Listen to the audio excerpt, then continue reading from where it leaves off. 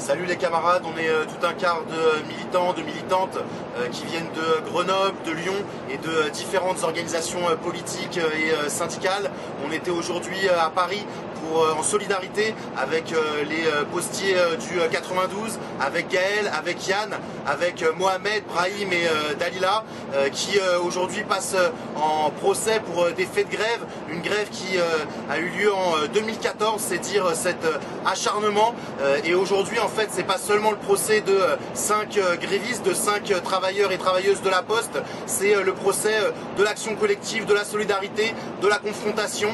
Voilà, ils sont accusés d'être rentrés dans le siège de leur entreprise pendant une grève pour la titularisation de précaires. Et bien évidemment qu'on ne pouvait être que solidaire de ces camarades, et c'est pour ça qu'on a fait cet effort particulier de venir depuis Grenoble et Lyon en car jusqu'à Paris. Et on attend bien évidemment la relaxe et même la réintégration de Gaël et de Yann.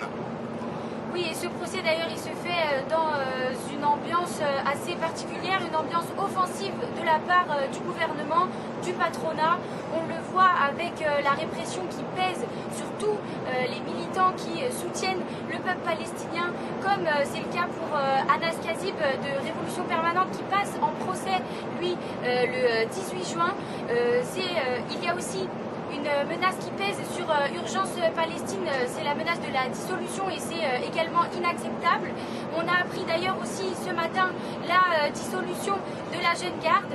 C'est pas parce que on dissout ce groupe que le mouvement social, lui, est dissous. On ne s'arrêtera pas et on apporte évidemment tout notre soutien, notre solidarité.